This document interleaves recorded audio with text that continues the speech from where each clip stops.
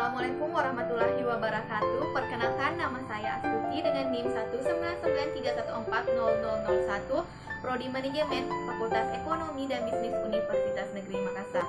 Di sini saya akan menjelaskan mengenai praktek pelaksanaan manajemen konflik dan hubungan industrial, studi kasus pada PT Gojek Indonesia. Diajukan untuk memenuhi tugas manajemen konflik dan hubungan industrial yang diampu oleh Ibu Reski Amalia Hamka, Sarjana Ekonomi Master Manajemen. Manajemen konflik adalah upaya antisipasi yang diambil para pelaku yang berkonflik atau pihak lain dalam usaha untuk mengulangi konflik bisa atau tidak bisa dapat berakhir dengan baik, damai, dan dapat membawa keharmonisan serta menghasilkan penyelesaian permasalahan atau konflik melalui musyawarah, mufakat, serta menghasilkan hal-hal positif lainnya menurut ROS 1993. Dalam struktur organisasi di lingkungan kerja, mengelola konflik dengan baik menjadi tanggung jawab pemimpin, yakni supervisor, middle manager, dan top manager. Maka diperlukan kerjasama dan saling berperan aktif untuk mengarahkan situasi konflik agar tetap produktif. Aktivitas organisasi yang sedang berkonflik memiliki ciri-ciri. Pertama, adanya perbedaan pemikiran atau pertentangan antara perseorangan ataupun kelompok dalam organisasi tersebut.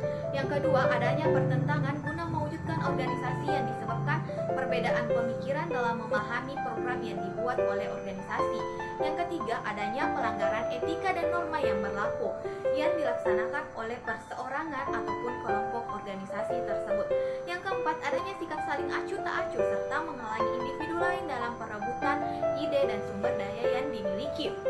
Yang kelima adalah muncul perdebatan dan pertentangan yang disebabkan oleh pengembangan ide-ide yang baru serta kreativitas yang baru muncul untuk kepentingan kemajuan dan perkembangan organisasi di masa depan serta untuk memenuhi tujuan-tujuan yang ingin dicapai. Model penyelesaian perselisihan atau konflik menurut Minardi 1994. Pertama itu tindakan menghindari, kedua kompetisi atau komando otoritatif, ketiga akomodasi atau meratakan, keempat kompromis, yang kelima adalah kolaborasi. Tidak hanya itu, pemecahan masalah tepat dipilih sebagai metode penyelesaian konflik apabila tidak mungkin dilaksanakan karena tidak terdapat kepercayaan antara kelompok yang terlibat dalam konflik tersebut. Cara dominasi tidak mungkin juga dilaksanakan karena kedua belah pihak sulit dipaksa karena mereka memiliki masing-masing perspektif yang berbeda-beda dalam membuat atau dalam membuat keputusan akhir. Pengertian hubungan industrial. Hubungan industrial merupakan perbedaan pemikiran antara para pelaku yang berkonflik sehingga mengakibatkan pertentangan antara manajemen perusahaan dengan buruh atau serikat pekerja atau serikat buruh karena ketidaksesuaian hak, ketidaksesuaian kepentingan maupun ketidaksesuaian antara serikat pekerja. Penyelesaian perselisihan hubungan industrial ditempuh dalam 4 tahap. Yang pertama itu adalah bipartit perundingan antar pekerja buruh atau serikat pekerja, serikat buruh dengan pengusaha untuk menyelesaikan perselisihan hubungan industrial dalam satu perusahaan yang dilakukan dengan prinsip musyawarah untuk mencapai mufakat serta kekeluargaan dan keterbukaan. Yang kedua itu konsiliasi, penyelesaian perselisihan kepentingan, perselisihan pemutusan hubungan kerja atau perselisihan antar serikat pekerja hanya dalam satu perusahaan melalui musyawarah yang ditangani oleh seorang atau lebih konsilator yang netral.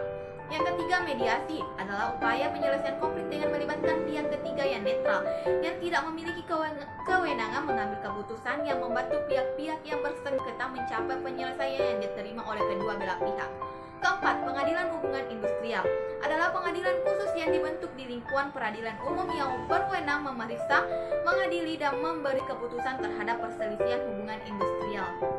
Praktek pelaksanaan manajemen konflik dan hubungan industrial, studi kasus pada PT Gojek Indonesia. Konflik yang terjadi antara dua pihak yaitu driver Gojek dengan PT Gojek adalah satu, adanya keinginan dari driver Gojek untuk meminta diangkat menjadi karyawan sebab menurut mereka hal tersebut terkait dengan pemotongan gaji yang jelas. Yang kedua yaitu menyangkut transparansi PT Gojek terhadap buruh driver Gojek. Tidak transparansinya perusahaan akan memunculkan tanda tanya terhadap perusahaan itu sendiri. Yang ketiga adalah pengembalian ke tarif awal yaitu Rp4.000 yang sebelumnya diturunkan menjadi Rp3.000.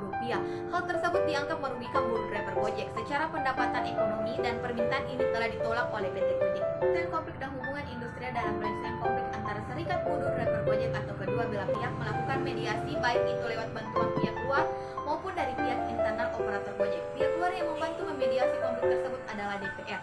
Mereka menyuruh para driver Gojek untuk membuat laporan kronologis konflik yang telah terjadi.